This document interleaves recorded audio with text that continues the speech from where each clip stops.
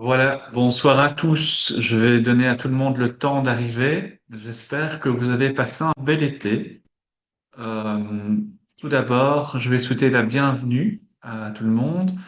Ici, aujourd'hui, il y a encore beaucoup de lumière, je pense, pour nous. Donc, c'est le moment de profiter des derniers moments de l'été. Ce webinaire est organisé par Sowell Formation. C'est avec vraiment beaucoup de plaisir donc qu'on vous accueille ici et je vais vous expliquer pourquoi on a appelé Sowell Formation Sowell.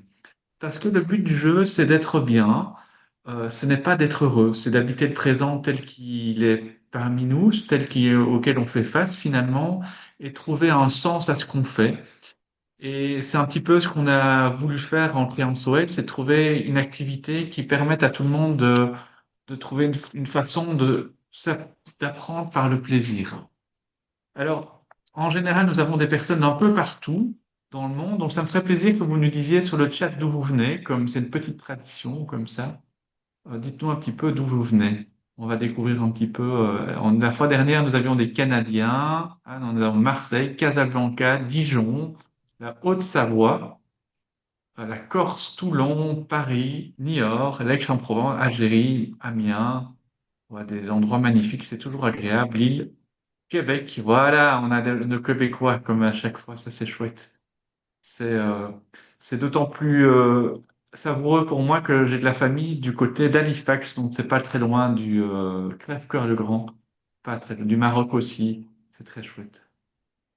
Voilà, je pense que tout le monde a eu le temps d'arriver plus ou moins à s'installer. Donc, ce webinaire est organisé par Sowell Formation. Le but du jeu, c'est de Sowell Formation. C'est une société qui, bien entendu, propose des formations, mais qui a aussi le plaisir de partager gratuitement des webinaires. Pourquoi? Parce que le partage du savoir, c'est un petit peu la plus belle chose qu'on puisse faire. C'est comme l'amour et l'amitié. On peut le partager, on peut le donner à tout le monde et on est d'autant plus riche des dons qu'on fait. Donc, je pense qu'il faut encourager justement ce partage du savoir pour, euh, vivre dans un monde meilleur. Et Dieu sait que pour l'instant, nous avons besoin d'un monde qui aille mieux. Et c'est pour ça que je pense que nous sommes tous réunis ce soir. C'est pour faire en sorte que nos patients, les personnes dont on s'occupe, aillent mieux. Et donc voilà, je suis heureux d'être là avec vous ce soir. Ce soir, nous avons la chance d'accueillir un orateur de talent qui est aussi un de mes amis, je ne vous le cache pas, qui s'appelle Cédric. Cédric Papa Giorgio. Et euh, tout d'abord, sa formation de départ, il était instituteur primaire. C'est assez amusant. Et puis, il a fait donc, comme quoi tous les chemins mènent au fait, c'était déjà une façon de s'occuper des gens, être instituteur, n'est-ce pas? Et puis après ça, il est devenu hypnothérapeute, il est enseignant en PNL et il s'occupe notamment de formation pour la pédagogie, en pédagogie pour les enseignants, mais aussi d'arrêt du tabac. Enfin, Cédric, tu nous détailleras un petit peu tout ça. Et Cédric a accepté de venir nous parler ce soir des mandalas et de leur usage. Cédric, je vais te céder la parole parce que sinon je vais utiliser l'écran et le temps de parler tout le temps. Donc Cédric, merci d'avoir accepté de prendre la parole. Et encore une dernière personne qui vient du Salé au Maroc. Ça, c'est chouette aussi. Voilà, Cédric, c'est à toi. Je te laisse partager ton PowerPoint. Bien le bonsoir à tous. Et donc, je vais partager ceci et j'espère que ça fonctionne. Qu'est-ce qu'on l'on voit là? Encore, double-clic. Tu dois double-cliquer sur quelque chose apparemment. Voilà. Normalement, est-ce que ça marche? Ce Pas qu'on voit? encore. Non, pas encore. Donc, j'ai chipoté un petit peu pendant que. Ça marchait là, Allez, il y a quelques instants. ouais, ça va marcher, hein. Ça marche toujours. Attends. Voilà, on y est, c'est magnifique. Ça marche là? C'est top, c'est top. Donc voilà, bienvenue tous ici donc sur bah, l'utilisation des mandalas comme pratique méditative. En fait, ben j'ai fait. Pourquoi est-ce que j'ai fait ce travail? C'était parce que ben j'avais participé à une formation de SOL sur les pratiques méditatives, une formation qui se donnait avant. Ben, c'est venu une évidence pour moi de prendre ce sujet parce que au départ, ben, je voulais accompagné une de mes collaboratrices qui justement avait eu comment je veux dire, des complications personnelles. Et j'ai remarqué que de plus en plus, elle, pour se détendre, elle utilisait des mandalas. Elle attendait des informations qui n'étaient pas très heureuses et tout. Et je l'ai vu qu'en tout cas, elle était beaucoup plus calme, beaucoup plus sereine, on va dire ça. Et comme je connaissais peu cette pratique, comme je l'ai dit, ben, j'avais envie de comprendre un peu son schéma de pensée, son mécanisme. Et donc, j'ai voulu en fait ben, un peu voir, comme ma filleule a dessiné aussi ça du haut de ce jeune âge avec des marqueurs et tout. Je me dis, ben, pourquoi pas voir un peu ce que ça pourrait faire pour un adulte. Et donc, voilà, j'ai remarqué qu'aussi, ben, le stress m'invite à rechercher des outils simples et accessibles directement pour justement euh, bah, trouver une solution à une problématique qu'on peut avoir tous les jours dans les faits. Et donc ici, ben, le mandala, ben, ça pouvait combiner un peu tout ce que on pouvait un peu avoir sous la main, donc une technique visible et réelle pour les pratiques méditatives. Et je remarquais, enfin, j'ai pu constater des choses en étudiant ce travail, en faisant ce travail, et j'ai pu voir que l'émotion était contenue et pouvoir même être dissipée. Donc voilà, et donc ici, ben, c'est comme ça que j'ai pu voir que c'était intéressant de s'intéresser aujourd'hui au mandala ben, dans un contexte de stress. En somme, ben, j'avais pu voir qu'il y avait plus de 300 000 études qui ont été faites sur la cohérence cardiaque et je ne voyais pas comment arriver à pouvoir à pouvoir donner les informations par rapport enfin, à mes clients sur l'utilisation de la technique de la cohérence cardiaque et d'avoir enfin certains qui ont besoin qui sont très visuels. Donc je me suis dit ben voilà les mandalas et la cohérence cardiaque ça peut être vraiment intéressant d'être associé. Et donc voilà, après j'ai pu voir aussi qu'on pouvait ben, faire développer sa créativité. On en reviendra sur la créativité parce que la créativité, ben ça a aussi un bénéfice, mais aussi une pensée limitante parce que dans le choix. Donc voilà. Alors je ne sais plus. Alors ça. Oups. Donc en somme. Dans les recherches, on avait pu voir que le mandala, elle a son origine il y a très longtemps. C'était au Tibet, on peut revoir ça au Tibet, mais on peut revoir aussi que du côté amérindien, il y avait aussi l'utilisation de cercles concentriques. Et ici, ben, c'est une organisation qui est très structurée. On peut constater que si un vrai mandala, c'est pas comme un dessin qu'on peut voir dans les magasins où il y a des dessins où on peut colorier. Non, c'est vraiment une organisation structurée et dans la construction d'un mandala, il y a toujours une forme géométrique, je veux dire, qui est redondante. Et donc, hormis l'aspect spirituel et symbolique qui peut y avoir quand on va rechercher les origines par rapport aux anciennes cultures, eh ben, on peut voir que et même s'il y a cet héritage qui vient vraiment de l'Asie du côté, enfin oui, vraiment du côté asiatique, on voit qu'il y a aussi certaines civilisations qui pouvaient utiliser les mêmes utilisations de cercles concentriques ou de répétitions de formes géométriques.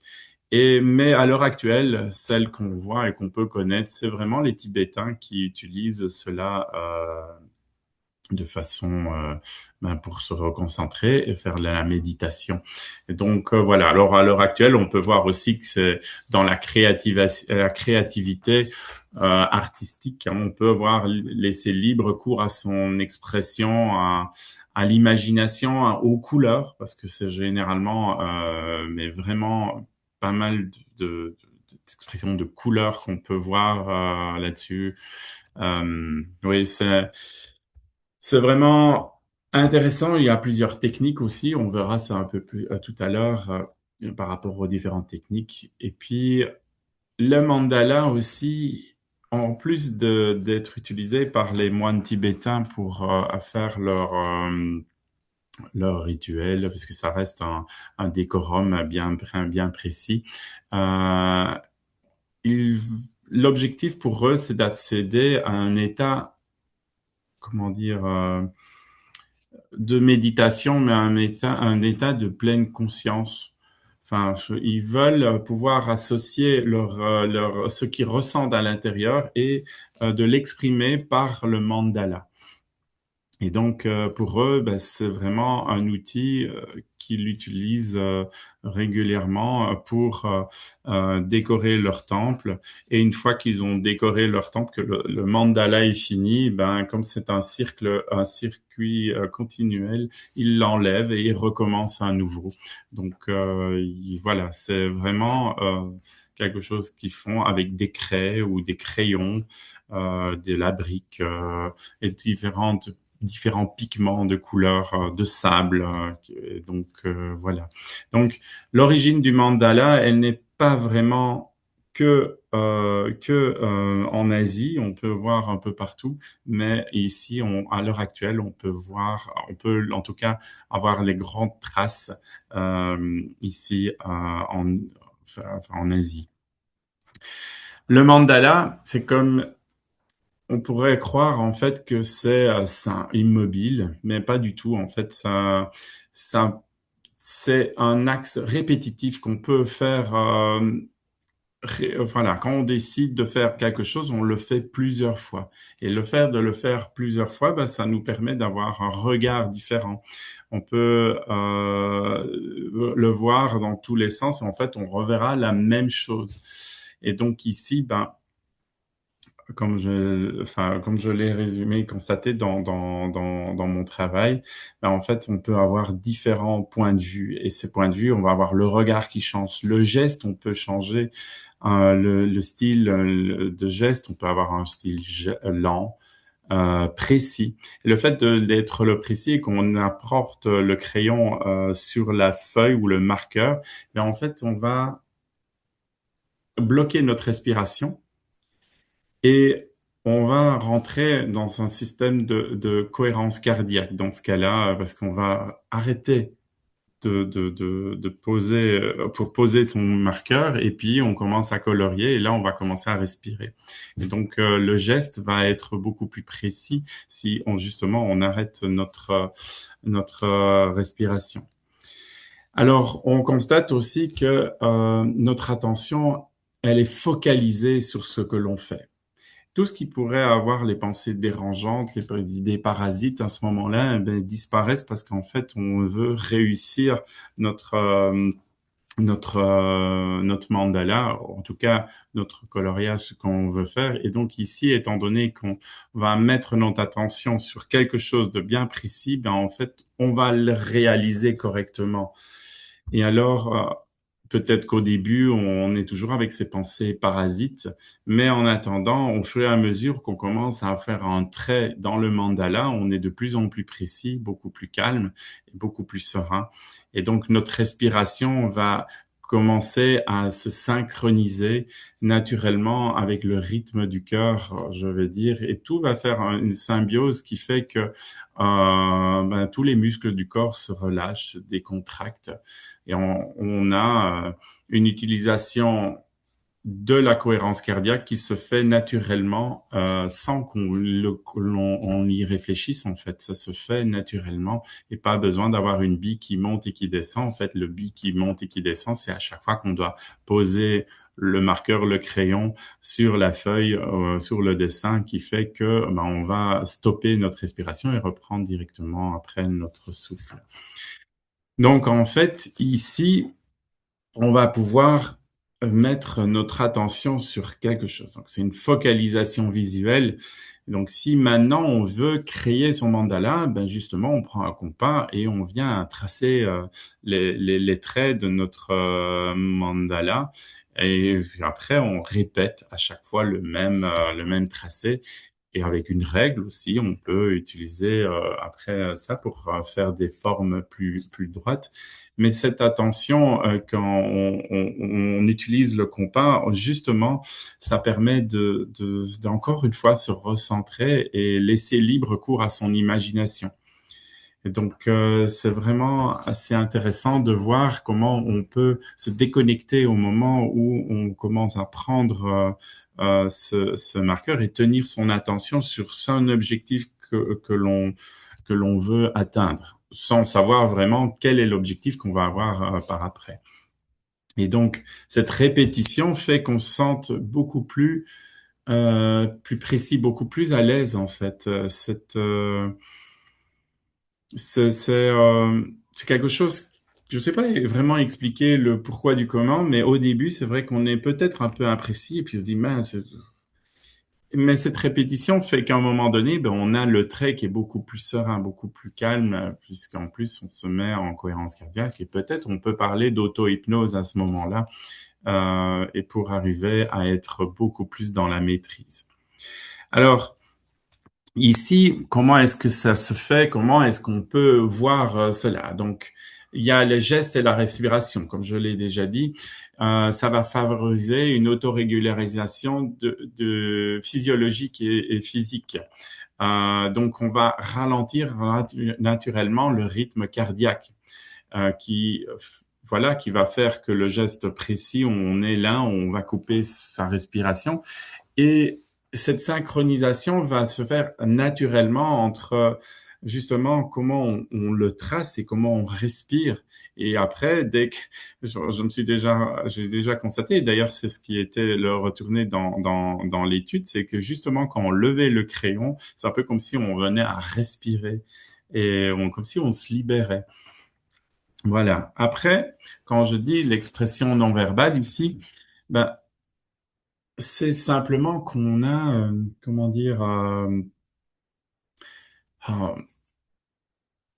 comme on se focalise uniquement sur un objectif bien précis, toutes les pensées qu'on peut avoir dans notre esprit qui vient à ce moment-là, peut-être qu'on a des pensées parasites par rapport à la journée de travail ou peut-être parce qu'on s'est disputé avec quelqu'un ou qui, en tout cas, quelque chose qui nous dérange. Cette focalisation fait qu'on a vraiment envie d'accéder à son objectif, atteindre son objectif, qu'en fait, tout disparaît à ce moment-là. Et cette cohérence, comme je l'ai expliqué tout à l'heure, eh ben, la cohérence cardiaque et cette précision fait qu'en fait, on exprime quelque chose qui nous focalise. Enfin, je me répète peut-être, même sûrement. Et donc, voilà, on n'a pas besoin alors dans ce cas-là de pouvoir exprimer dans la parole. Maintenant, j'ai déjà fait avec une intention de se dire, OK, moi ici, je me suis pas bien, je viens de me disputer ou il y a quelque chose qui a fait. Et j'ai pris un mandala vraiment pour voir un peu comment ça se faisait par après. Et il est vrai que le choix des couleurs était différent que quand je suis vraiment totalement serein. Euh, voilà, on peut constater en tout cas qu'il y a une utilisation différente des couleurs à partir du moment où j'étais stressé ou pas stressé.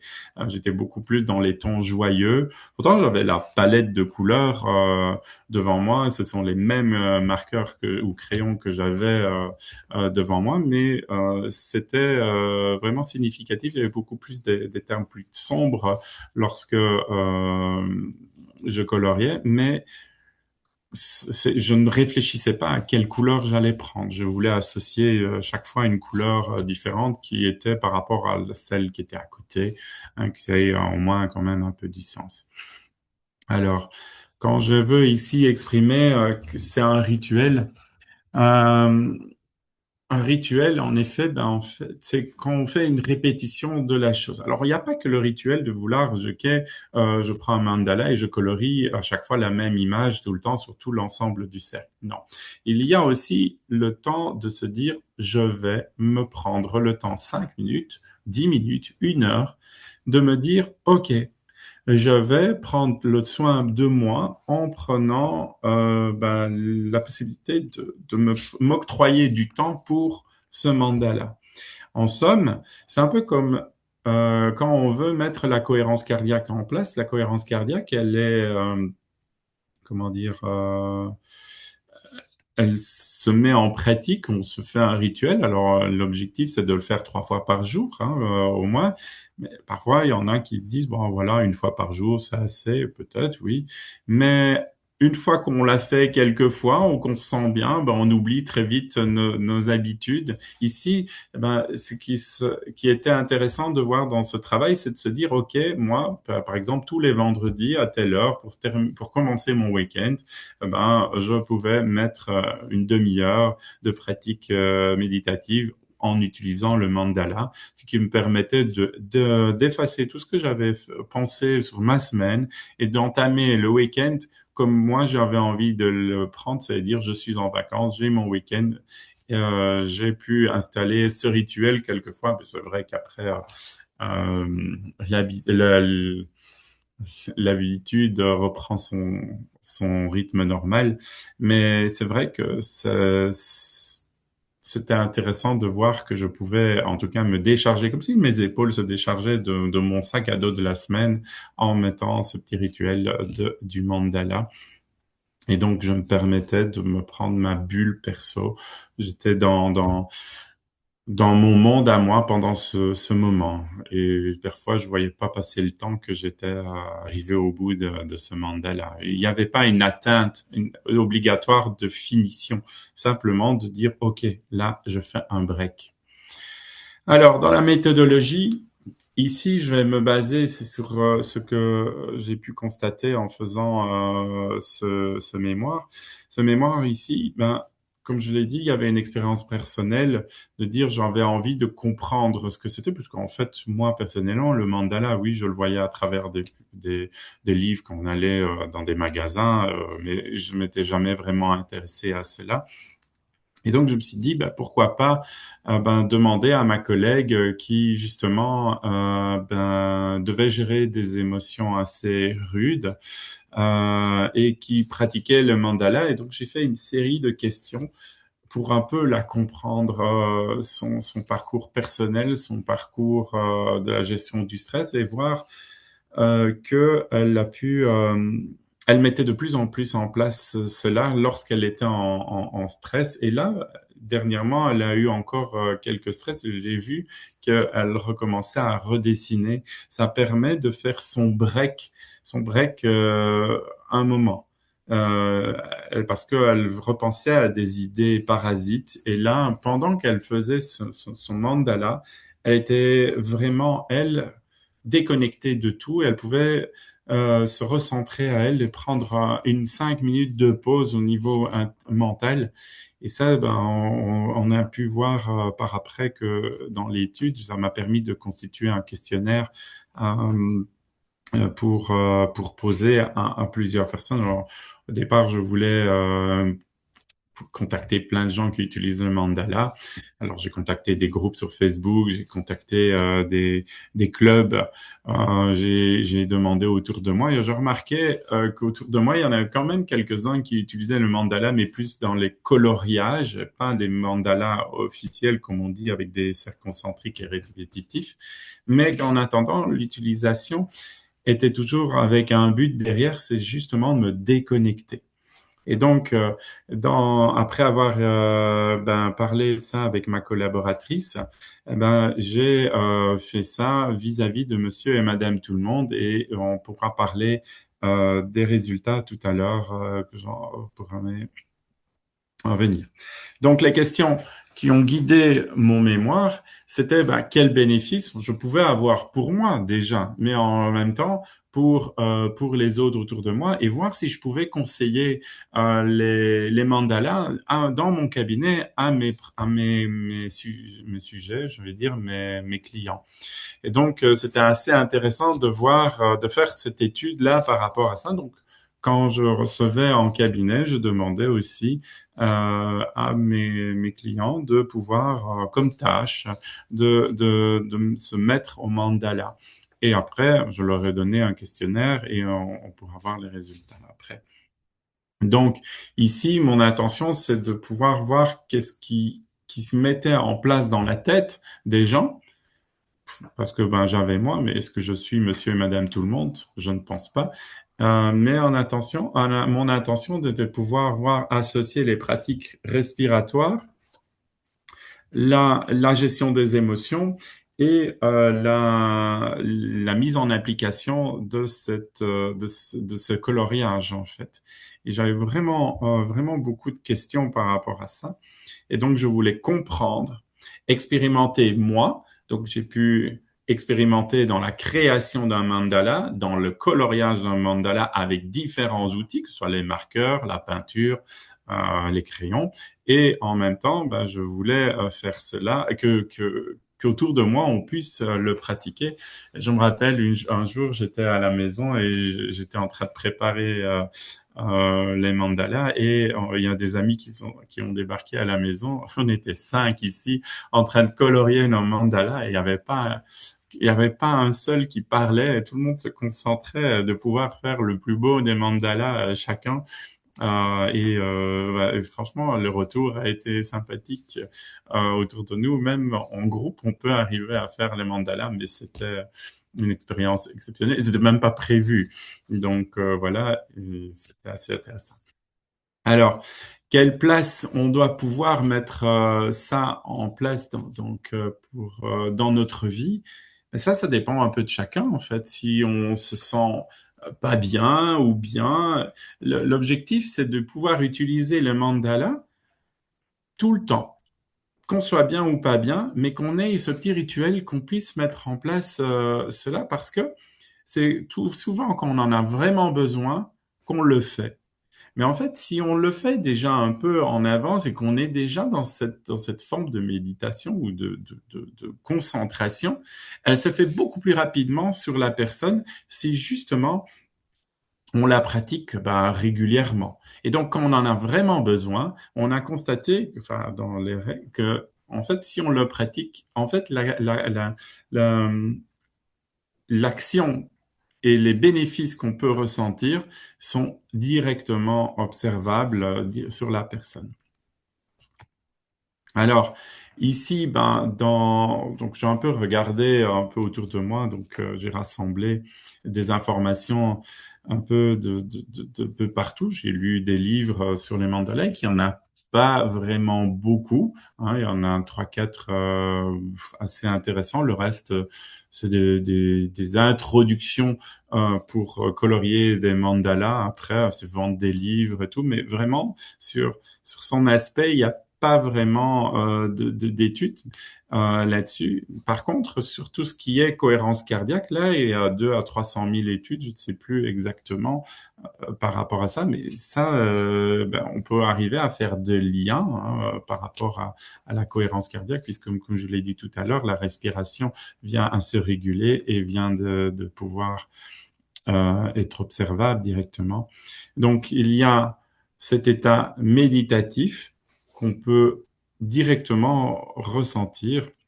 Et donc, voilà, donc se mettre, de prendre conscience qu'un geste procède souvent l'apaisement de l'esprit, ben, ça n'a pas de prix. Et ici, il y avait l'étude de cas de ma collaboratrice Isabelle, qui justement, ben, face à ces situations de stress, ben, a pu justement rentrer dans sa propre bulle et je vois qu'elle le refait par période. Donc voilà, donc on en a déjà parlé. Ce qui a changé pour moi dans ma pratique, ben, c'est devenu, comme je l'ai dit, un rituel.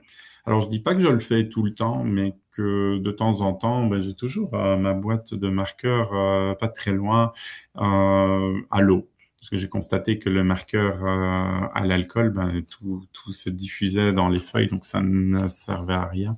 Mais ça m'a permis justement de me créer une pause momentanée aussi, de faire en fait ce que ma collaboratrice fait.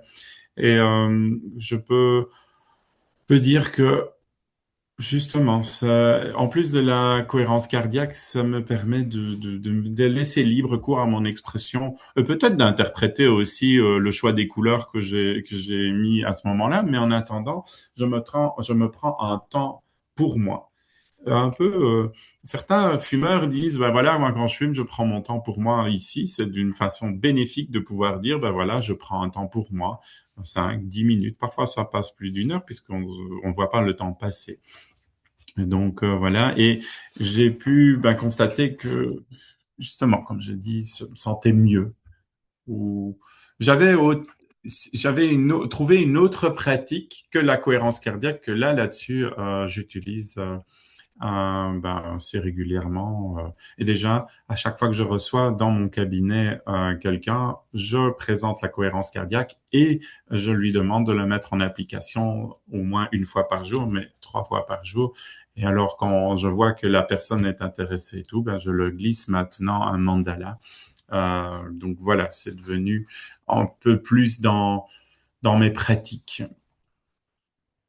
Sinon, ben, comme je l'ai dit, ben, on a des effets ressentis ben, sur l'esprit. On recentre directement son esprit sur quelque chose. Hein, on fixe son attention.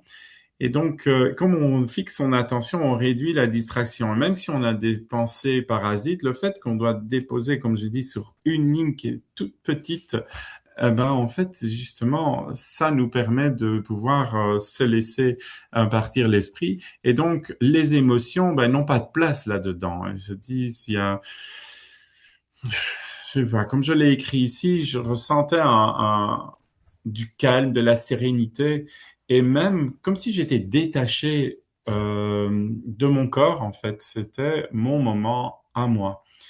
Et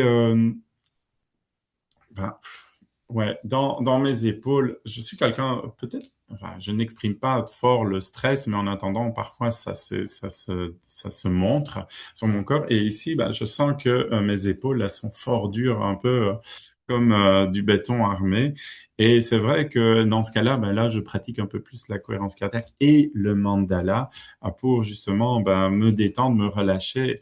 Et je remarque que quand je suis au début, là, je vois que je suis avec les dents serrées et tout, un peu qu'on sent les nuits, en plus, même la nuit, je sens que je peux avoir la mâchoire qui se serre. Et alors là, les dentistes pourront en parler mieux que moi. Mais directement, quand je suis vraiment stressé et tout, et que j'utilise le mandala ou la cohérence cardiaque, eh ben, les nuits qui suivent, ben, je ne sens plus ces douleurs que j'ai au niveau de la mâchoire. Et voilà, je me sens beaucoup plus serein. Même mes nuits, je me sens beaucoup plus, comment dire,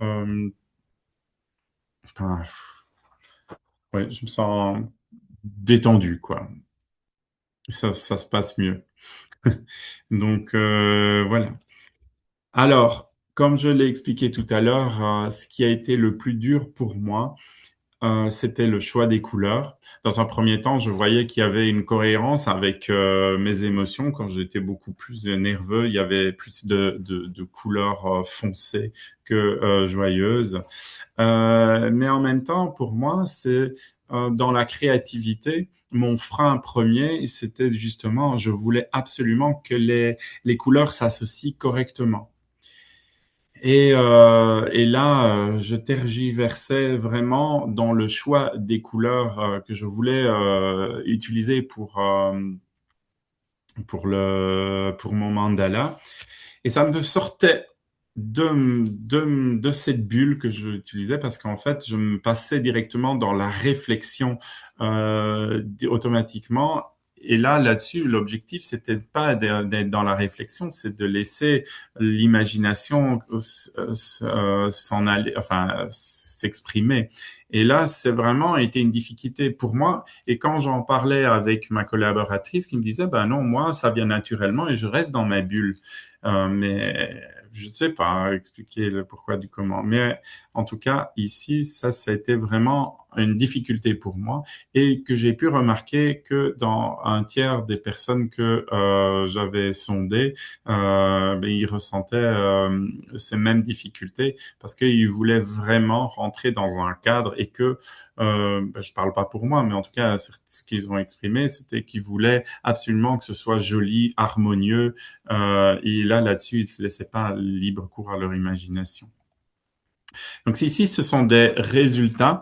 Quand on voit que justement, on se dit, ben, il y en a certains qui disent, ben, quand on fait une étude, on voit dans est-ce que la créativité, la détente ou le recentrage était le plus important, eh ben, on remarque que c'est vraiment la créativité qui est en premier lieu, qui vient dans le résultat.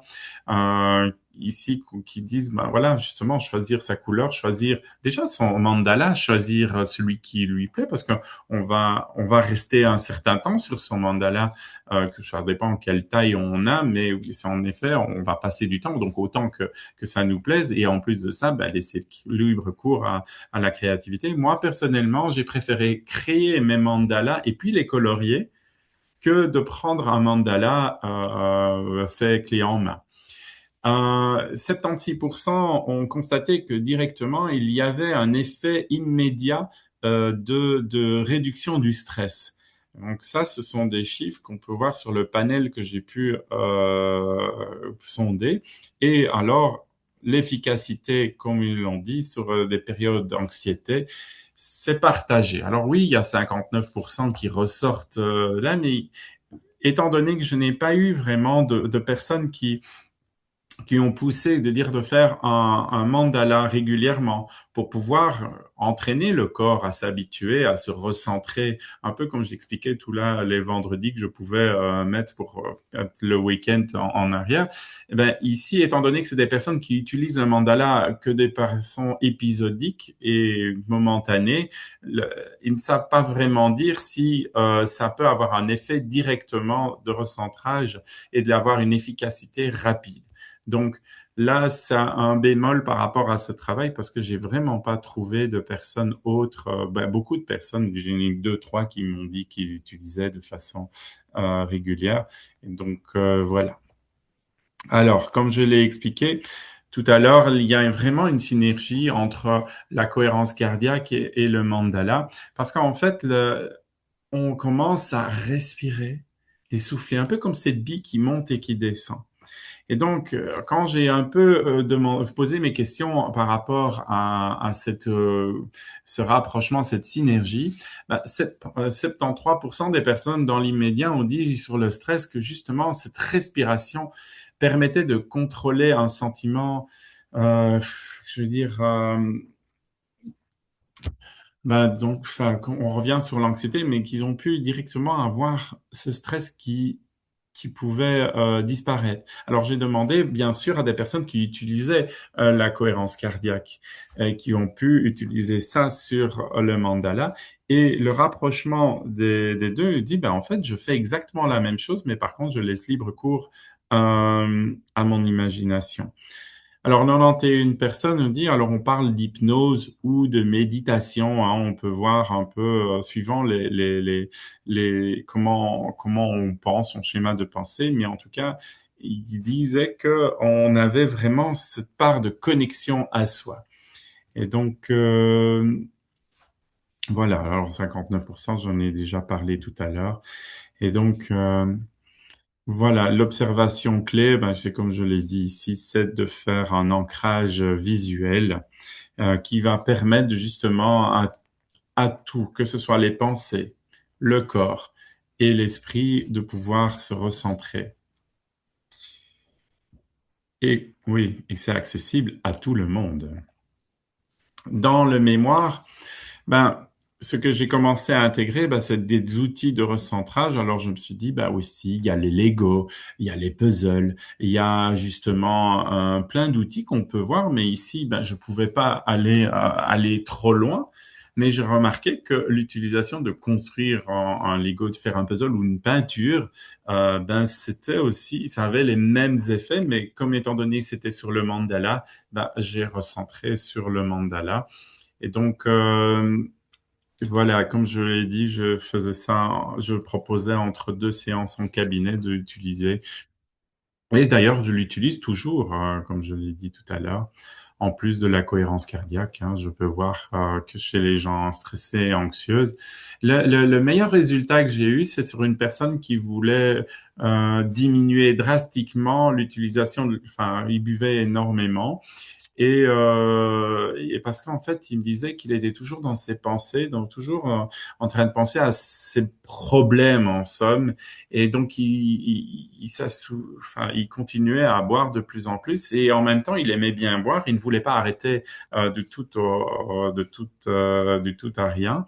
Et donc là, maintenant, il voulait garder l'alcool festif. Et c'est venu naturellement de lui proposer de faire le mandala. Et lui, qui est assez balèze, macho et tout, il se dit, bah oui, oui, je vais pas faire ça. Mais en attendant, il s'y est prêté au jeu parce qu'il voulait vraiment, pour sa femme, arrêter sa consommation en semaine. Eh ben, à l'heure actuelle, nous sommes 2 ans après, il ne boit que le week-end ou dans rares occasions, et il me dit qu'à chaque fois que j'ai un petit souci de pensée parasite et tout ça, il se recentre sur le mandala, ce qui lui permet de ne plus penser à ses pensées parasites. Donc voilà. Alors, dans les projets que j'ai voulu mettre en place et que c'est vrai que j'ai un peu mis de côté, c'est de créer un atelier autour du mandala ou de faire une journée sur le mandala, que ce soit dans la construction ou que ce soit dans l'utilisation, afin de pouvoir combiner l'hypnose, la cohérence cardiaque et les pratiques méditatives qu'on peut faire là derrière et le mandala. Euh, pour réunir un peu tout le monde et partager un peu ce qu'on ressent. Donc voilà, et je ne l'ai pas encore fait. C'est vrai que dans un futur proche, je pense que je vais le faire parce que c'est un outil qui me plaît et que j'utilise, comme je l'ai déjà dit. Alors, en plus de ça, bah, comme c'est adaptable à chaque personne, tout le monde peut utiliser le mandala à sa façon. Comme moi, je l'ai dit, j'aime bien le dessiner et puis le colorier. Il y en a qui vont peut-être le dessiner directement, le colorier directement et de le faire tout en une fois, tout séparément. Enfin voilà, en plusieurs parties. Et là-dessus, ben, chacun fait comme il a envie. Il n'y a pas de règles derrière. Et ça, justement, c'est intéressant. Alors, comme je l'ai dit, ben, c'est pour recentrer.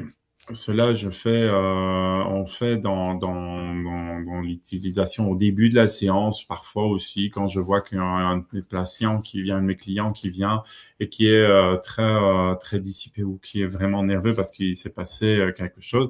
Soit je fais la cohérence cardiaque, mais j'ai toujours dans ma valise un dessin avec quelques crayons et ça marche très bien aussi avec les enfants. On remarque que les enfants, ben, ils peuvent détourner leur attention et même quand on leur pose des questions, ils continuent à colorier et ils se mettent à répondre de plus en plus.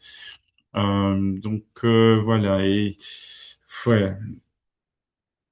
Euh, par rapport à une structure d'une séance type, si vous voulez, mettre en application la cohérence cardiaque, la pratique du mandala, en fait, c'est de se définir une intention. Et ça, c'est ce qui revenait dans les études, ceux qui n'avaient pas d'intention là derrière. Alors, l'intention première, c'est peut-être se libérer son esprit, d'avoir toujours un esprit qui pense dans tous les sens. On réfléchit à beaucoup de choses sur la journée, et en même temps, on a nos vies personnelles qui nous empoisonnent peut-être un peu plus avec le travail et tout. Ben, c'est de se dire, OK, ben moi, pendant ce moment, ben, je ne pense rien à rien. Mais en même temps, on peut avoir une intention. Il y a une de mes clientes qui m'a dit, ah ben voilà, j'aimerais bien retrouver mes clés et j'aimerais bien pouvoir savoir où je les ai mis. Et donc, je me suis mis mon attention à pouvoir libérer les blocages qui font que je ne retrouve pas mes clés. Donc, et voilà. Et elle m'a dit qu'après avoir fait sa séance, elle avait tellement bien réfléchi dans tous les arcades de son cerveau qu'elle m'a dit qu'elle avait retrouvé ses clés. Donc, on veut avoir une intention là derrière où, voilà, c'est ça important. Il faut avoir un cadre calme.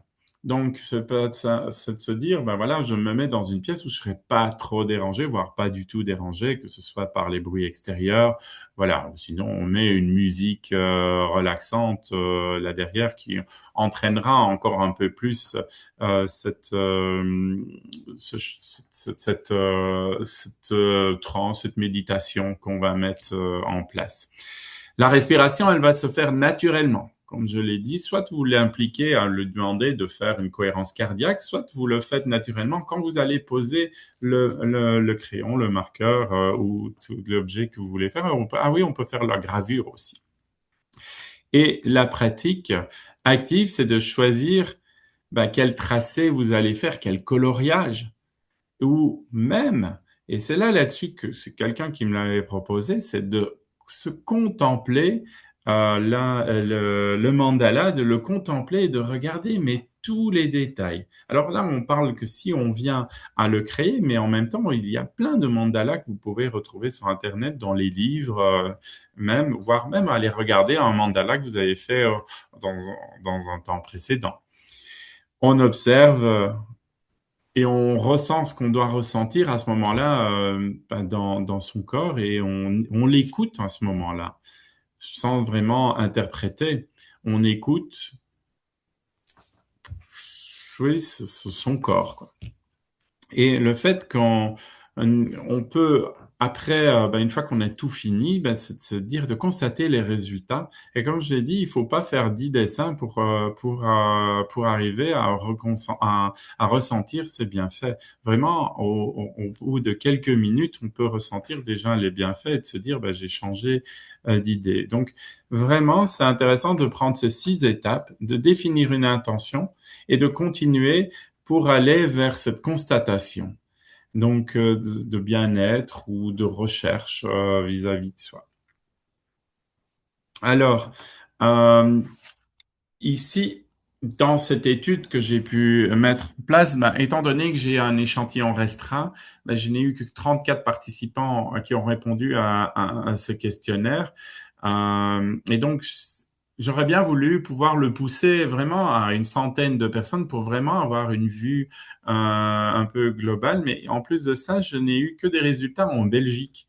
J'aurais bien voulu voir un peu voir si c'était la même chose en France, peut-être au Maroc, peut-être dans d'autres pays francophones, mais j'ai vraiment pas pu aller plus loin là-dedans. Mais voilà, ça c'était dans l'idéal. J'aurais vraiment voulu avoir un panel beaucoup plus élargi. Et donc tous les résultats que j'ai pu avoir, c'était vraiment mis sur ce panel de 34 personnes. Donc voilà, on peut constater que même s'il y a de la diversité dans les profils, mais ça reste des Belges. Et je suis fier d'être belge, hein, loin de là de vouloir cacher cela. Mais j'aurais bien voulu avoir un panel beaucoup plus grand, quoi. Donc voilà, et voir un peu s'il n'y a pas d'autres pratiques que la gravure, le coloriage, la peinture, on ne sait jamais. Il y en a qui pourraient le faire dans la sculpture, dans le bois, hein, j'ai vu déjà ça. Alors, en plus de ça, ici, dans l'étude que j'ai fait, je n'ai pas une étude universitaire là derrière, donc j'avais rien, aucune structure là derrière, aucune règle. C'est moi qui ai établi l'ensemble des règles pour mon étude, et c'est vrai qu'à la fin de cette étude, de cette réflexion et tout, j'avais encore plein d'idées de pouvoir développer, aller encore plus loin pour pour peut-être ouvrir le champ des possibles. Comme je l'ai dit, j'avais fait le puzzle, comme la peinture ou les Lego. Ben non, et à un moment donné, il faut recentrer ça et j'ai fait ça uniquement sur le mandala et les pratiques méditatives. Les interprétations, des chiffres, on peut les lire dans tous les sens. Alors, c'est pour ça, pour être le plus neutre possible, j'ai fait une échelle Kepler qui répondait justement au ressenti de la personne 1, 2, 3, 4, 5. Et en fait, les chiffres ils sont tombés directement comme je vous les ai fournis. Et donc, voilà. Alors, la posture, comme j'ai écrit, le mandala est une méditation complémentaire, pas un traitement autonome ou un outil diagnostique. Moi, vraiment, c'est un outil que j'utilise en plus de tout ce que je mets en place avec mes coachés pour justement arriver à avancer l'objectif thérapie brève, donc en 1 à 3 séances, qu'on puisse avancer par rapport à sa problématique. Et le mandala était un des outils que j'ai pu mettre en place. Voilà, mais ce n'est pas pour remplacer autre chose. Et ça, je l'avais bien défini. Alors, au niveau des réflexions, bah, comme je l'ai écrit ici, le mandala n'agit pas uniquement sur sa forme ou quoi que ce soit. Il devient méditatif pour la relation entre la structure visuelle, le geste, l'attention et la respiration. C'est un tout qu'on peut avoir à disposition rapidement et facilement. Donc, quel profil ou quel contexte dans cette méditation peut-elle avoir de plus pertinent? Ben, ça, là-dessus, euh, je n'ai pas pu le développer dans mon activité, dans ce mémoire, dans ce travail de mémoire. Et, pardon, excusez-moi, dans les situations ici, ben, peut-il devenir contre-productif? Ben là-dessus, c'est encore une fois, il n'y a pas de contre-indication de l'utilisation. Justement, je pousse vraiment plus à utiliser ça en plus de la cohérence cardiaque. Et donc, si maintenant aussi on peut dire comment proposer l'outil sans tomber dans la surinterprétation symbolique, moi, je suis quelqu'un de très terre à terre et euh, je n'interprète pas les choses, je constate les choses, ce que je ressens moi. S'il y en a qui disent que voilà, ils ont eu une intention et qu'ils ont trouvé quelque chose là derrière, ben, tant mieux pour eux. Euh, c'est intéressant pour eux, et tant mieux. L'objectif, c'est qu'ils puissent se sentir bien et mieux. Donc, il n'y a pas besoin de pouvoir aller rechercher un symbolisme symbolique là derrière. Moi, je le fais pour moi, pour me recentrer, mais d'autres pourront le faire. Et ça, là-dessus, bah, c'est très bien aussi. Il n'y a pas besoin de se cliver en disant, bah oui, non, t'as tort, t'as raison et tout. Et donc ici, comme je l'ai dit, avec les enfants, j'ai pu l'utiliser pour arriver à communiquer un peu plus avec l'enfant. Donc, on voyait bien que eux, ils se laissaient aller dans la question-réponse et plus facilement en utilisant le mandala pour poser une question. Et chaque fois qu'il répondait à une question, il coloriait quelque chose, même si c'était interrompu, hein, parce qu'il était à la fois dans sa réflexion et à la fois dans sa concentration. Euh, on peut voir que les adultes, ils peuvent être dans cette utilisation-là, mais je ne l'ai jamais vraiment poussé à son paroxysme. Je l'utilisais en posant des questions quand on vient pour être accompagné en cabinet. Donc ici, ben, je ne fais que la cohérence cardiaque dans ce cas-là quand je pose mes questions à mes clients. Donc ici, le cercle, c'est comme une forme de contenance. Donc, c'est une structure qui s'organise. Alors, on part du centre et on va définir une limite. Alors, moi, la première des limites, c'était la taille de la feuille. Hein, j'ai même utilisé plusieurs supports. J'avais utilisé une grande feuille, je sais plus, A0, mais c'était beaucoup trop grand et j'ai abandonné l'idée dans la construction parce que j'avais pas de compas assez grand pour pouvoir aller plus loin. Euh, donc ici, on voit qu'il faut bien prendre la grandeur de cette taille qu'on veut faire. Et alors, j'avais émis à la fin de mon mémoire une hypothèse clinique qu'on pouvait euh, avoir un sentiment de sécurité. Euh, comment c'est vraiment, enfin, j'avais supposé ça, mais ça, c'est encore d'autres études qu'il fallait un peu pousser plus loin, avoir un autre questionnaire. Donc, j'ai un peu mis ça de côté. Donc, ici, pour revenir au choix des rôles des couleurs, bah, choisir, c'est d'avoir peut-être une intention en fonction de son émotion et voir un peu. Mais moi, ici, j'avais un blocage parce que je voulais faire l'harmonie. Ça me sortait un peu de ma transe, comme je l'ai dit ressentir. Et ma collègue, elle me disait comme ça qu'elle, elle se laissait guider par son ressenti. C'est pour ça que j'ai un peu mis ça. Et disait qu'elle avait besoin de l'exprimer et tout. Ici, maintenant, je vais vous demander simplement de vous concentrer ici sur le cercle, ici, le centre de ce cercle. De le regarder, cette forme circulaire, pendant 20 secondes et de respirer naturellement, sans chercher à être trop dans l'attention, dans la réflexion. Et de vous focaliser sur le centre de ce cercle et observer ce qui se passe en vous. Votre respiration, est-ce qu'elle devient plus calme, plus lente? Est-ce que justement cette concentration sur ce point fait que toutes les idées parasites s'évaporent pour se concentrer uniquement sur ce point? Donc j'ai envie de vous demander, dans quelques instants, une fois que vous aurez bien vous concentré sur ce cercle, de me dire en un mot qu'est-ce que vous ressentez de cette expérience.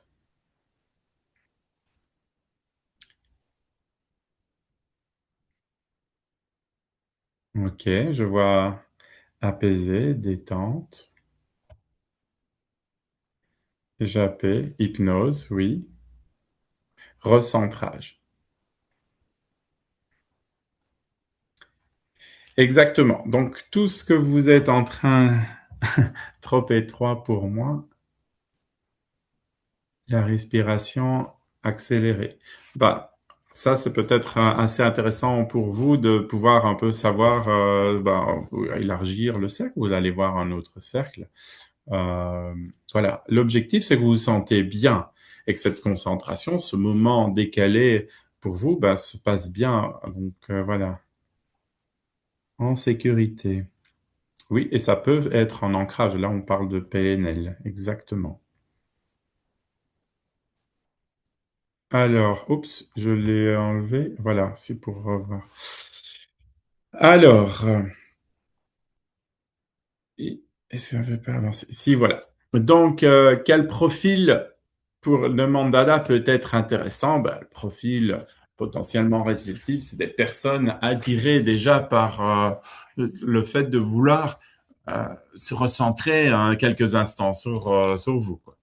Il y a les profils aussi, profils de personnes qui ont un mal-être et qui ont besoin de pouvoir enfin, se concentrer autrement que par rapport à la méditation, l'hypnose, la cohérence cardiaque. C'est un outil, c'est un autre outil en fait, c'est un outil supplémentaire, c'est un outil qu'on peut mettre en place, voilà, au même titre que d'autres, peut-être d'autres techniques. Vous pourrez le yoga. Voilà, c'est un outil supplémentaire. Il faut voir si la personne elle peut être réceptive ou sinon on trouve un autre outil. Alors, et aussi, on peut voir que c'est un outil qui peut être utilisé pour les gens qui sont assez kinesthésiques. Hein, là aussi, ça c'est le PNListe qui parle, mais vraiment le fait de maintenir le marqueur, c'est enfin c'est du kinesthésique et en même temps de pouvoir voir du visuel. Hein, il y a cette combinaison là, mais les manuels, on voit bien que dans la créativité, ils aiment bien aussi de faire ça. Et alors, les personnes qui ont besoin d'une pause structurée, donc c'est une personne qui doit se mettre dans un rituel. Donc voilà. Mais quoi qu'il arrive, quand vous êtes en cabinet, c'est de faire du cas par cas. Vous pouvez pas donner à- j'ai osé le donner à la personne qui voulait justement arrêter de boire et ça a marché pour lui, mais au départ, j'aurais pas misé un sou sur le fait qu'il mette ça en application parce que je me suis dit, bon, bah, peut-être pas pour lui, je voyais l'homme bien macho, mais en attendant, ici, en fait, il faut écouter qu'est-ce que votre client, votre patient, a envie. Ensemble, on peut poser des questions et en voir des pistes par rapport à ça et voir si ce serait peut-être intéressé pour ça. Alors après, moi, qu'est-ce que j'ai fait? J'ai fait une feuille avec ouais, c'est dans mon petit carnet que j'ai, enfin dans ma petite farde ici que je donne tous les matériaux qu'ils peuvent avoir à utiliser pour mettre en place cela chez eux, avec un calendrier de réussite. Donc à chaque fois qu'ils l'ont fait, c'est un tableau de la semaine, enfin 5 semaines que je mets et je demande à chaque fois qu'ils l'ont mis en place, de faire un petit un V, un symbole comme quoi ils l'ont fait et peut-être exprimer soit leur intention, soit de pouvoir, comment dire, comment ils se sentaient après.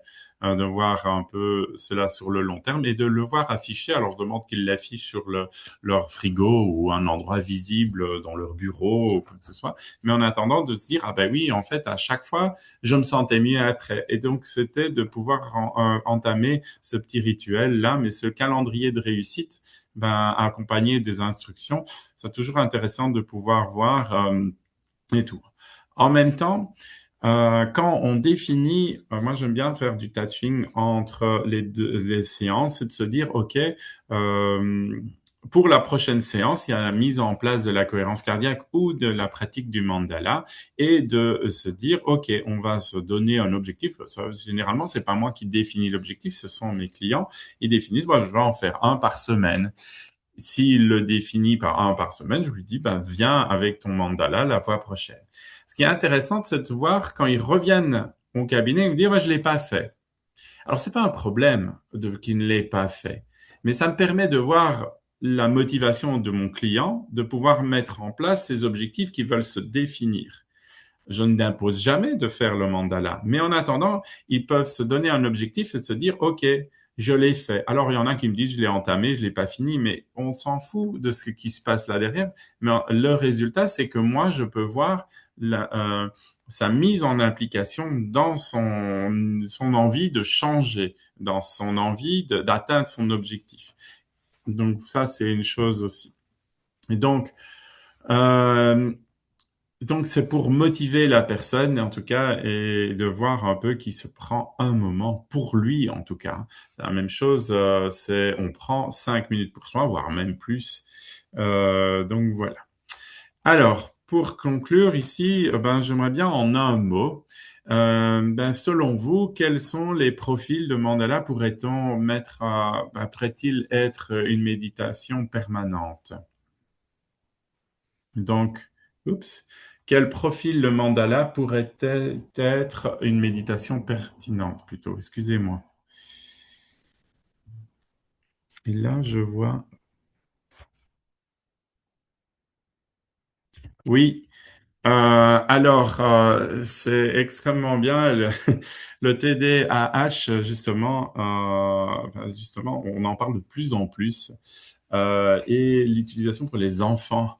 Comme je l'ai dit, on l'utilise assez souvent. Ben, moi, je l'utilise, bon, je pas très souvent pour les enfants, mais j'ai une collègue qui va donner une formation chez nous d'ailleurs, qui parle justement pour le TDAH et elle utilise ça vraiment bien. Les addictions, oui.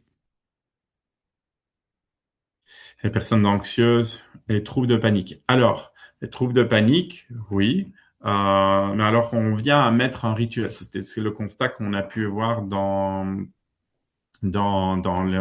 l'analyse des questions, dans le questionnaire que j'ai mis en place. Alors, pour avancer, yep.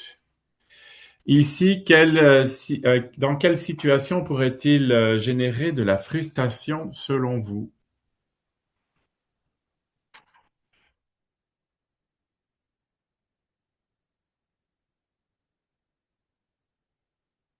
Alors, je lis le perfectionnisme. Exactement. C'est ce m'est arrivé indirectement chez moi, c'est de pouvoir ben, harmoniser les couleurs, les impatients. Exactement. Ça, là-dessus, j'ai pu justement faire ça avec quelqu'un qui était vraiment extrêmement impatient. Il veut faire tout de suite. Il veut absolument que son mandala soit joli, mais en même temps fait de suite.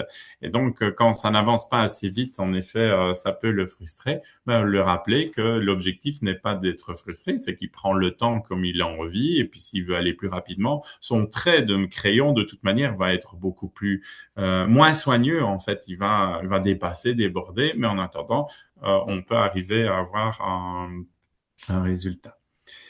Alors, comment est-ce que je fais? Voilà. Oups, je suis toujours, oui, c'est OK. Comment utiliser sans surinterpréter le dessin? Je veux dire, comment l'utiliser sans surinterpréter le dessin euh, par rapport à vos clients, par exemple?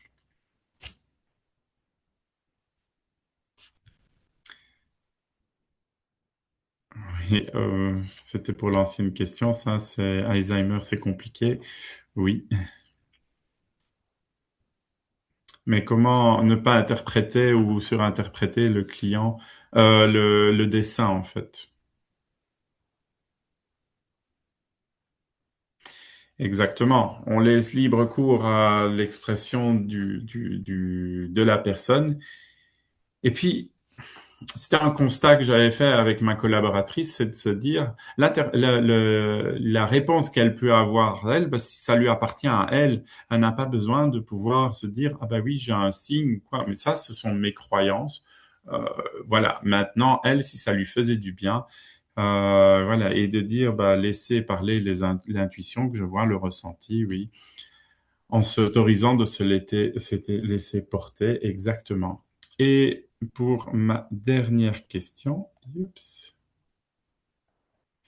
voilà, quelle place lui donner par rapport à la respiration et la parole? Et à la parole.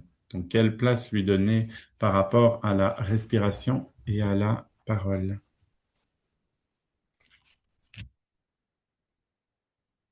C'était pour la question précédente, oui, il n'y a pas de le non-jugement, oui.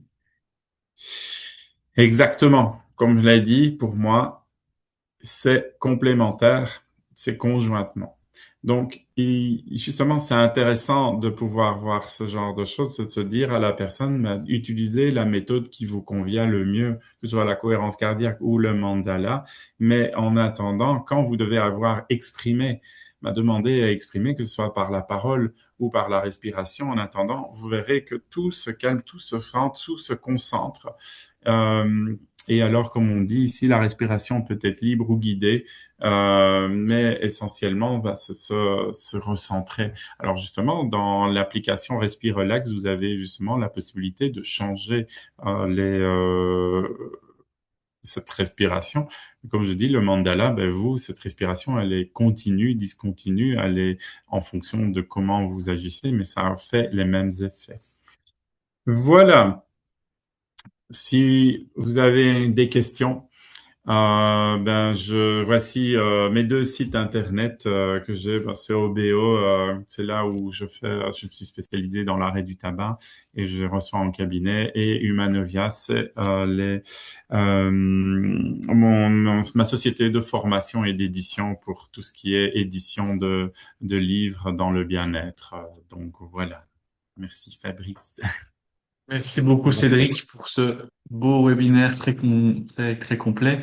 Rassurez-vous, pour ceux qui nous avons écoutés, il y aura un replay qui sera mis sur le site. Et donc, comme on l'a mis dans le chat, vous aurez aussi droit à la présentation de Cédric. Donc, merci beaucoup Cédric parce que c'est rare quand on donne les présentations. Je vais laisser les gens poser les questions sur le chat. Tout d'abord, voilà, pendant que les gens posent les questions, je tiens à rappeler ce qu'est SOWAIL. Je l'ai déjà dit tout à l'heure, c'est un organisme de formation, mais comme vous l'avez entendu, c'est aussi un organisme de formation qui donne des diplômes en association avec l'Université Miguel de Cervantes de Valladolid. Je le rappelle brièvement, et nous avons par exemple une formation en psychopathologie qui démarre le 12 du 10 2026. La plupart de nos formations, quand elles commencent, sont complètes. Je vous invite à vous rendre sur le site de SOWEL et de découvrir les différentes diplômes, que ce soit en perversion, par exemple, contemporaine, en couple et sexualité, en psychotraumatisme que je n'ai pas cité, en psychopathologie, comme j'ai déjà dit. Et je vous rappelle aussi que l'année prochaine, nous ferons des masterclass en présentiel. Il y en a d'ailleurs cette année déjà une qui aura bientôt lieu, mais qui est complète. Alors, je vais vous poser des questions, mais je vous rappelle aussi que Sowell, ce sont des outils. Et Cédric, je vais te demander un service devant tout le monde. Est-ce que tu sauras nous Oui, fournir quelques mandalas pour le mettre sur le site? Parce oui, que nous avons oui. une partie blog. Et par exemple, Sowell, c'est aussi des outils. Je vais mettre tout de suite un outil qu'on a mis en place il y a quelques mois. C'était un test sur le burn-out, c'est le test de Maslach qu'on met à disposition des soignants pour voir si les gens ont un épuisement professionnel ou pas. Donc voilà, le but de Sowell aussi, c'est de vous donner des outils pour pouvoir euh, travailler. Alors je vois qu'il y a une page qui s'appelle Page Mandalina. Merci beaucoup Mandalina pour ce partage. Cédric, voilà, cette petite aparté étant terminée sur le Sowell Formation, je vais te poser quelques questions que j'ai pu noter. Alors, Oui. hop. Si j'en oublie certaines, n'hésitez pas à les rappeler, ne vous tracassez pas, ou certaines ont peut-être déjà été abordées. Donc, alors, question de clarification, une personne parle de colorier ou de dessiner des mandalas. Est-ce que pour toi, on peut aussi dessiner des mandalas? Est-ce que c'est quelque chose qui, euh, qui est tout aussi porteur ou pas? Alors, le mandala, c'est on doit répéter le geste. Donc, dessiner à la main nue, on ne fait pas quelque chose de régulier. Alors, si ça permet à la personne de colorier quelque chose, oui, il n'y a pas de souci par rapport à ça, mais vous ne serez pas dans la répétition exacte de la forme. Donc voilà, c'est pour ça qu'il faut faire attention. C'est ça la différence entre colorier et utiliser le mandala. Le mandala, c'est la répétition intensive du même geste, de la même couleur et de tout autour. Or que si on dessine, comme je l'ai dit, c'est un trait qui pourrait ne pas être concentrique. Alors, deuxième question, comment les avez-vous créés au début? Vous les avez copiés ou tu les as faits ou tu les as copiés simplement? Comment les as-tu choisis finalement? Ah, ben en fait, comme je ne connaissais rien là-dedans, j'ai acheté un livre au magasin. Et puis, en fait, j'ai commencé à colorier pour voir comme ça. Et puis après, je me suis dit, mais en fait, on pourrait arriver à pouvoir le faire soi-même. Et c'est comme ça que je suis venu à le créer. Et j'ai constaté qu'il y a énormément de différences entre les mandalas répétitifs qui ont cette appartenance vis-à-vis du mandala pur et dur qui vient enfin, de l'Asie et des livres de coloriage qui utilisent des mandalas, mais qui ne sont pas totalement des mandalas. On voit des formes d'animaux derrière, même s'il y a un mandala dedans, mais c'était ça. Et moi, mon objectif était que me concentrer uniquement sur les livres qui reprennent des mandalas consécutifs et répétitifs qui sont Super, identiques, merci. symétriques. Merci beaucoup. Euh, alors oui, si on dessine des mandalas, parce que ça peut être des formes répétitives, bien entendu. Euh, Question au niveau de l'installation posturale. Proposez-vous de pratiquer ceci au sol, sur un bureau, assis ou debout, et vraiment une position qui pour toi est plus c'est en fonction finalement de ce que les gens préfèrent. Oui, bah, c'est plutôt que les gens préfèrent. Moi, l'objectif, c'est qu'ils se mettent en action, hein, qu'ils puissent l'utiliser et le, le, le- la mettre en pratique, qu'ils le fassent se coucher sur le dos avec un bras en l'air ou comme ça. Si ça permet à la personne de se centrer sur son action, moi, il n'y a pas de contre-indication. Maintenant, c'est vrai que moi, je parle pour moi, j'étais couché dans mon divan en train de vouloir colorier avec les jambes étendues derrière, debout. Je sentais après que ça se sentait mal, mais je l'ai fait qu'une seule fois là-dessus, donc je me suis mis dans des positions euh, qui pourraient être mieux, c'est d'assis sur mon siège bien droit et avec tout le matériel sur une table. Voilà. Parfait, merci beaucoup Cédric. Hop, alors, question suivante, j'essaie de revenir. Au niveau de la respiration, placez-vous un temps de respiration en cohérence cardiaque juste avant de pratiquer le mandala, pour tes yeux d'expirer lorsque il y a le tracé ou le coloriage. Est-ce qu'il y a un temps est-ce que finalement tu instaures une technique de respiration pendant le mandala? Alors, étant donné que j'utilise les deux techniques, oui, je pratique plus facilement la cohérence cardiaque et je n'ai pas besoin de me dire, OK, je me centre sur moi d'abord avec la cohérence cardiaque et puis je viens à colorier. Non, c'est vraiment, je demande à mes clients alors justement de faire cela, de se dire, OK, je respire un bon coup pour me recentrer et je me focalise. Ça oui, mais je ne leur demande pas de mettre la cohérence cardiaque avant et puis après de se pratiquer le mandala. C'est vraiment, ça vient naturellement. Alors, question suivante. Utilisez cet outil comme interprétation thérapeutique ou seulement pour des recentrages? Moi, uniquement, je parle de moi, c'est dans mes croyances, dans ma personnalité. Je n'utilise ça que dans un outil de recentrage, de focalisation. Maintenant, voilà, je n'ai jamais voulu essayer d'interpréter un dessin. Et là, c'est personnel, je pense. Et je ne suis pas spécialiste là-dedans et j'ai préféré ne pas me le mettre, être spécialiste. Ça, c'est par choix. Oui, il y a des gens aussi qui posent des questions sur Jung. Pour rappel pour tout le monde et pour ne pas égarer les gens en même temps, pour Jung, le mandala, c'est une représentation symbolique du soi. C'est un outil de guérison intérieure qui favorise l'unification de la psyché. Alors, Cédric, je t'assure, je ne fais pas le malin, je lis ce que j'ai trouvé en préparant te présenter.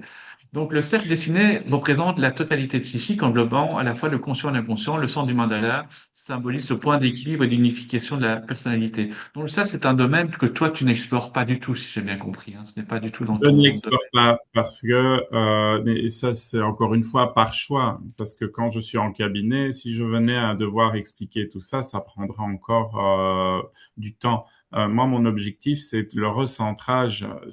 Encore une fois, je parle pour moi, mais s'il y en a qui ont besoin de pouvoir associer justement cette approche, voilà, chacun est libre de choix. Voilà. Je pense que quand on a les outils, c'est un bon outil pour ceux qui sont jungiens, on va dire ça comme ça, mais il faut encore maîtriser ce genre de choses. C'est comme je dis, l'hypnose, la méditation, le yoga, c'est des termes totalement différents, mais l'objectif reste le même. C'est d'arriver à pouvoir se recentrer et d'avoir cette cohérence, enfin, ce calme, cette zen attitude qu'on a en soi. Je vois qu'une de nos participantes s'appelle Mandalina et qu'elle propose des ateliers. Ce serait peut-être intéressant qu'elle nous envoie, si c'est possible, Mandalina, de nous envoyer quelques documentations sur ce que tu fais. On pourra en parler aussi une autre fois. On pourrait partager ton savoir et tes activités. Je pense que les gens seraient intéressés aussi. Voilà, je pense qu'il Mhm. est temps d'arriver petit à petit à la fin de ce webinaire qui était un peu plus long que d'habitude.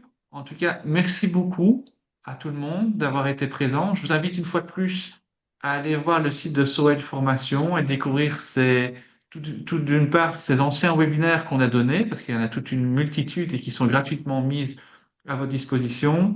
D'autre part, les outils qu'on met à votre disposition, mais aussi les diplômes que nous mettons en place avec l'Université Miguel de Cervantes de Valladolid, comme je le disais tout à l'heure.